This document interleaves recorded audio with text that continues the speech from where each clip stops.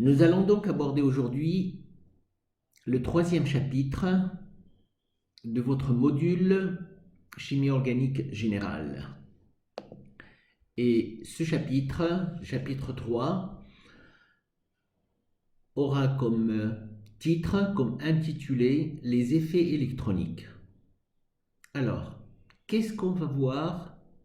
Qu'est-ce qu'on va essayer d'apprendre, de comprendre à travers ce chapitre 3 qui est les effets électroniques?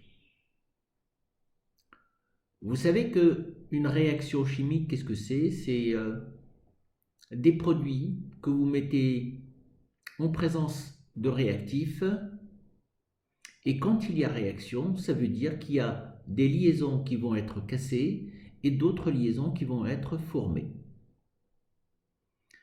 Ce qui est un peu complexe, c'est que pour comprendre comment ces réactions se font, pourquoi on va casser telle liaison et pas une autre liaison, pourquoi la réaction va se faire sur un site particulier et pas sur un autre. Donc, ce chapitre est pour moi un des chapitres fondamentaux pour comprendre les réactions chimie organiques. Et vous savez que les réactions chimie organiques, ils sont très très très nombreuses. On ne peut pas les apprendre, ça ne s'apprend pas. Mais en revanche, on peut les comprendre. Et surtout, ce qu'on va essayer de comprendre à travers les effets électroniques, c'est que comment se fait ces cassures de liaisons et comment se fait cette formation d'autres liaisons qui symbolisent la réaction chimique.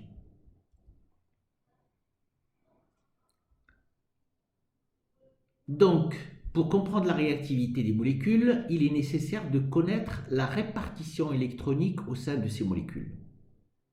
Bon, alors la répartition électronique, c'est ce qui se passe au niveau de la couche externe. Quand des réactions se font, quand des liaisons se cassent, quand des liaisons se forment, c'est au niveau des électrons de la couche de valence où tout va se jouer. Donc cette répartition, c'est le résultat des effets électroniques des atomes au groupement d'atomes dans la molécule. Et ce qu'on va étudier dans ce chapitre, ce sont les deux effets les plus importants, à savoir les effets inductifs et l'effet mésomère.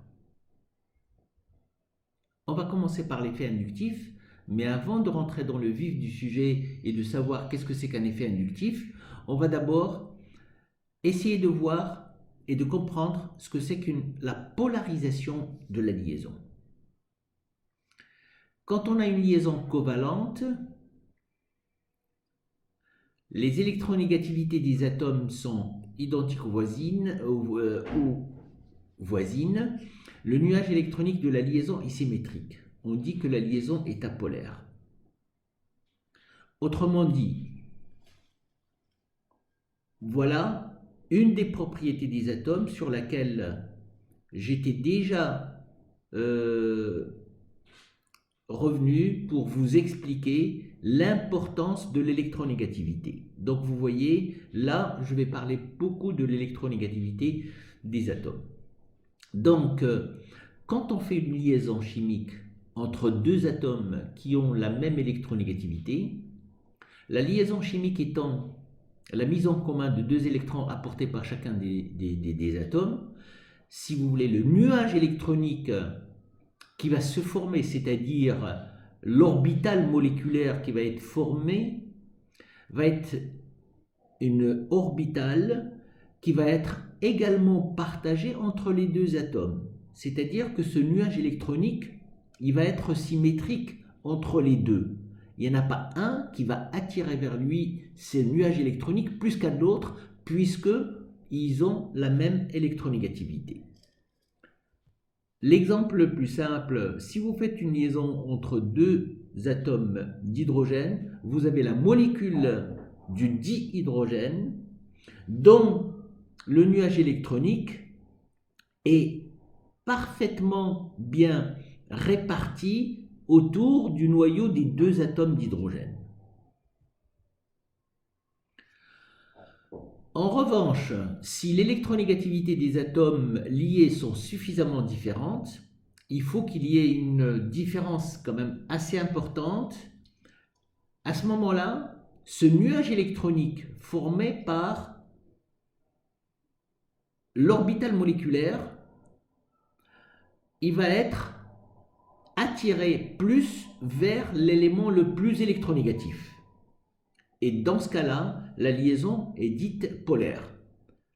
Bon, je ne sais pas si je l'ai dit, mais ici, dans ce cas-là, la liaison, elle est dite apolaire. Le préfixe A, c'est un préfixe privatif, c'est-à-dire que la liaison n'est pas polaire.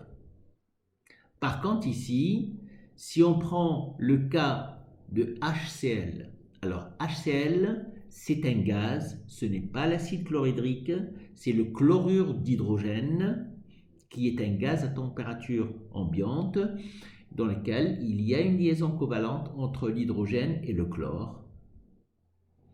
Or, vous savez que le chlore, il est beaucoup plus électronégatif que l'hydrogène, et dans ce cas-là, vous voyez que le nuage électronique, il est beaucoup plus déplacé vers le chlore que vers l'hydrogène. Les deux électrons de la liaison, ils vont être attirés par le chlore. Donc, quand on écrit le chlorure d'hydrogène, ce qui est important de montrer, c'est qu'on va avoir une charge partielle négative sur l'atome le plus électronégatif et une charge partielle positive sur l'atome le moins électronégatif. C'est une charge partielle, ce n'est pas une charge totale. Quand est-ce que je vais avoir une charge totale? Quand je vais casser la liaison entre HCl pour que cela donne H plus Cl-. Et quand est-ce que ça a lieu? Ça a lieu si vous plongez tout simplement le gaz chlorure d'hydrogène dans de l'eau. L'eau est capable de couper cette liaison-là pour donner à ce moment-là l'acide chlorhydrique H plus Cl-. Mais pour l'instant, quand il s'agit du gaz chlorure d'hydrogène, rappelez-vous, c'est une liaison covalente avec un delta- sur le chlore et un delta+ sur l'hydrogène.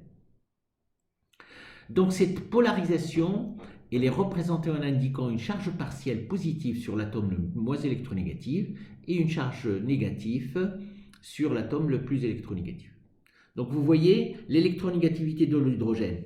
Dans tout ce qui va suivre, rappelez-vous que l'électronégativité de l'hydrogène, parce que l'hydrogène va être pris comme étant un atome de référence par rapport à toutes les molécules organiques qu'on va voir. Donc son électronégativité est de 2,2, alors que le chlore a une électronégativité qui est beaucoup plus importante, 3,16. Une différence qui est quand même assez importante. Et dans ce cas-là, on va avoir ce qu'on appelle un moment dipolaire nu qui va du côté plus vers le côté moins. D'accord? Les chimistes, c'est leur convention. Donc, on va voir un delta- sur le carbone et un delta+, un delta- sur le chlore et un delta+ sur l'hydrogène. Donc voilà, la polarisation, il est important quand on a une molécule organique, quelle qu'elle soit, de pouvoir situer quelles sont les liaisons qui vont être polaires ou bien apolaires.